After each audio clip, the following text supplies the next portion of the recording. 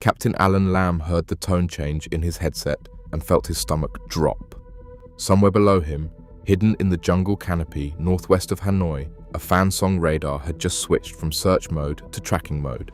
That meant one thing. A Soviet S-75 surface-to-air missile battery had locked onto his aircraft and was preparing to fire. Every instinct a fighter pilot develops tells him to turn away from that signal.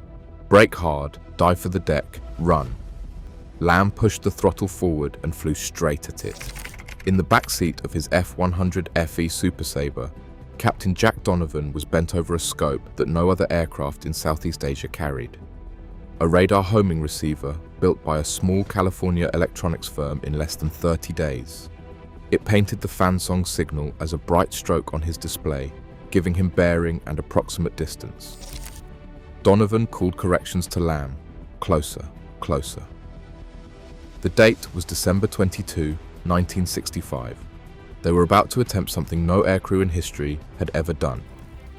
5 months earlier, on July 24th, the S-75 had announced itself over North Vietnam by swatting an American F-4C Phantom out of the sky at 23,000 feet. Since that morning, the missile the Americans called the SA-2 Guideline had killed with impunity. The United States Air Force had no way to find the launch sites before they fired, no way to jam the guidance radar, and no weapon designed to shoot back. Strike packages flying north toward Hanoi had begun losing aircraft on nearly every major mission. Pilots described the SA-2 as a flying telephone pole, visible for a few seconds as a white streak rising through the haze before it detonated and filled the sky with steel fragments. By December, the missile had fundamentally altered the air war. The Americans owned the fastest jets on the planet and could not fly safely over a country the size of New Mexico. Before we continue, I need to ask a small favor. Cold War Impact is a small Cold War and military history channel, and recently our reach and views have dropped significantly. If you enjoy well-researched history videos like this one, please consider subscribing, leaving a comment, and sharing the video.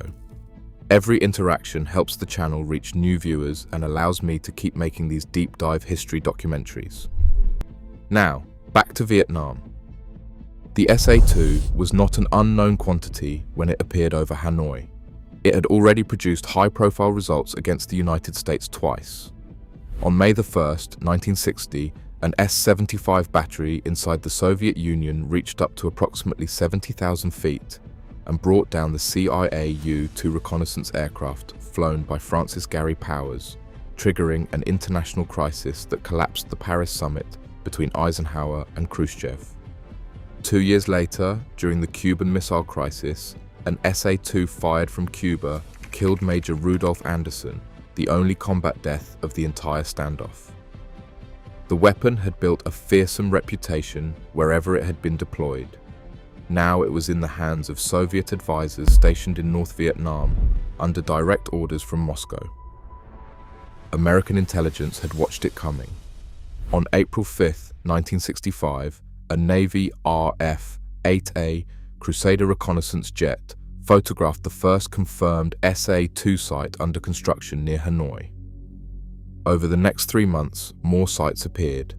They were easy to spot from the air, arranged in a distinctive 6-pointed pattern with 6 missile launchers circling a central radar van. American commanders requested permission to bomb them before they became active. The request went to Washington and was denied. Defense Secretary Robert McNamara calculated that striking the sites risked killing the Soviet technicians operating them, which risked a confrontation with Moscow that nobody in the Johnson administration wanted. So the sites went live, and on July 24th, a battalion of North Vietnam's 236th Missile Regiment fired the first salvo. The crews manning the battery were Soviet. Vietnamese personnel had not yet been trained to operate the system. The first all-Vietnamese combat launch would not take place until a full month later. The target that day was a flight of 4 F-4C Phantoms from the 47th Tactical Fighter Squadron. The lead missile found its mark. Captain Richard Cairn was captured and spent more than 7 years as a prisoner of war. His crewmate, Captain Roscoe Faubert, who occupied the rear cockpit, was killed. The Pentagon's response made things worse. 3 days later, Operation Spring High sent 48 F-105 Thunder Chiefs to bomb 2 known SA-2 positions. The North Vietnamese had anticipated exactly this reaction. They had relocated the real missiles and equipment days earlier and left white-painted bamboo poles lashed together to resemble SA-2s in their place. Then they ringed the empty sites with roughly 130 anti-aircraft guns and waited. 6 American aircraft were destroyed by flak over decoy positions that contained nothing worth bombing. The strike force suffered heavier losses in a single afternoon than the SA-2s had inflicted in their first engagement. The Air Force had now failed twice. It could not ignore the missile, and it could not bomb its way through the problem. What nobody had yet articulated, at least not in any briefing room where it mattered, was that the SA-2 had a single critical vulnerability. The missile was blind. It had no onboard guidance of its own. Every course correction it made during flight came as a radio command transmitted from the ground, and those commands depended entirely on the Fei An Song tracking radar maintaining continuous contact with the target. If the fan song went dark, the missile went stupid. It could not find anything on its own. The entire killing chain, from detection to detonation, ran through one radar van sitting on the ground in the jungle. Destroy the van and the battery was finished. But destroying something you cannot find until it is already trying to kill you is not a tactic. It is a suicide mission, unless someone could build a way to trace the fan song signal back to its source in real time, from the cockpit, while the crew flew into the engagement envelope of the very weapon they were trying to kill. In August of 1965, Brigadier General Kenneth Dempster gathered a small task force at the Pentagon and asked whether this was even possible.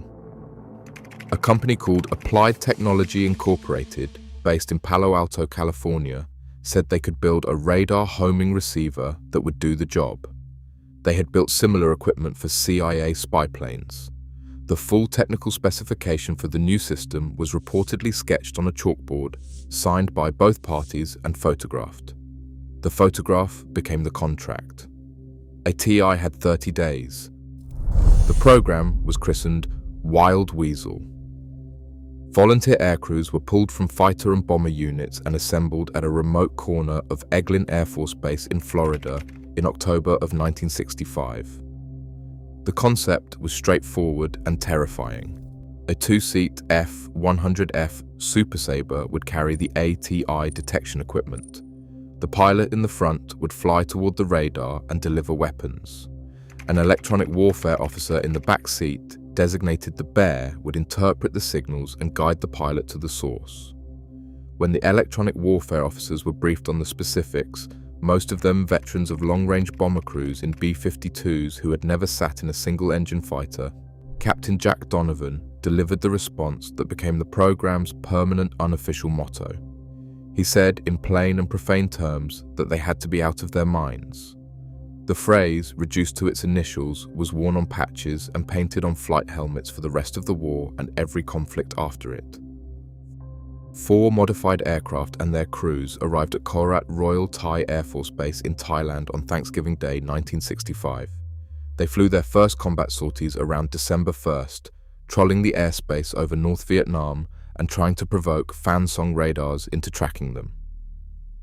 For 3 weeks, nothing happened. The North Vietnamese, apparently sensing something unfamiliar about the 2-seat fighters, kept their radars off. On December 22nd, the radars came on. Lamb and Donovan were leading a mixed flight of Wild Weasels and F-105 Thunder Chiefs northwest of Hanoi when Donovan picked up a strong fan song signal on his scope. Lamb dropped to low altitude, using ridgelines to mask his approach, then pulled up sharply and rolled inverted to spot the target below. There it was, a fan song radar van camouflaged to look like a village structure, sitting among white SA-2 missiles on their rail launchers.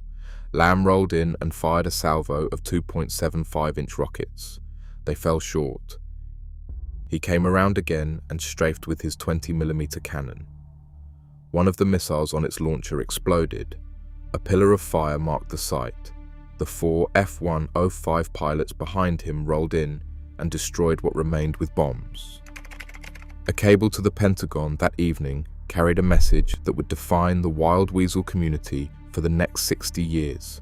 It said the Weasel had sighted the surface-to-air missile and killed it. No one had ever done that before. A crew had deliberately flown into the teeth of a surface-to-air missile battery, located it using its own radar emissions, and destroyed it. The idea that Dempster's task force had drawn up 4 months earlier in a Pentagon conference room now had proof of concept written in burning wreckage on a jungle hillside. The proof came at savage cost. The F-100F was too slow and too short-legged for the mission. It could not carry the Shrike anti-radiation missile, the only American weapon capable of homing on a radar signal autonomously. Within 45 days of combat operations, the original Wild Weasel detachment was reduced to 1 flyable aircraft. Of 16 aircrew, 4 were dead, 2 were prisoners of war, and 3 were wounded. The Air Force transitioned the mission to the faster, longer-ranged F-105F Thunder Chief, which arrived at Korat in May of 1966 and flew its first Wild Weasel sortie on June 6th. 5 of the first 11 F-105F Weasels were shot down in July and August. 2 Wild Weasel pilots, Major Merlin Dethlefsen and Major Leo Thorsness, would receive the Medal of Honor for missions flown during this brutal transition period. But the mathematics of the air war were shifting. In 1965, it took roughly 18 SA-2 launches to bring down a single American aircraft. By 1968, after 3 years of Wild Weasel operations and improving electronic countermeasures, that ratio had stretched to approximately 107 launches per kill. North Vietnam would fire thousands more missiles before the war ended. The SA-2 never disappeared, but its stranglehold on the skies above Hanoi, the unchallenged dominance it had held from July to December of 1965, was broken by a program conceived in panic, built on a chalkboard contract, and proven by men who volunteered to fly toward the thing that was trying to kill them. Lamb survived the war. Donovan survived the war. Neither became famous. The Wild Weasel mission expanded from a 4-aircraft experiment into a permanent doctrine, transitioning through the F-5G and ultimately the F-4G Advanced Wild Weasel. The operational creed that defined these crews never changed. First in, last out. The Weasel crews entered hostile airspace ahead of the strike packages and stayed after everyone else had turned for home, suppressing radars so that other pilots could do their jobs and survive. The Shrike anti-radiation missile that the early Weasels could not carry gave way to the AGM-78 Standard and then to the AGM-88 HARM, a weapon that could lock onto a radar emitter at ranges the original Wild Weasel crews would have considered fantasy.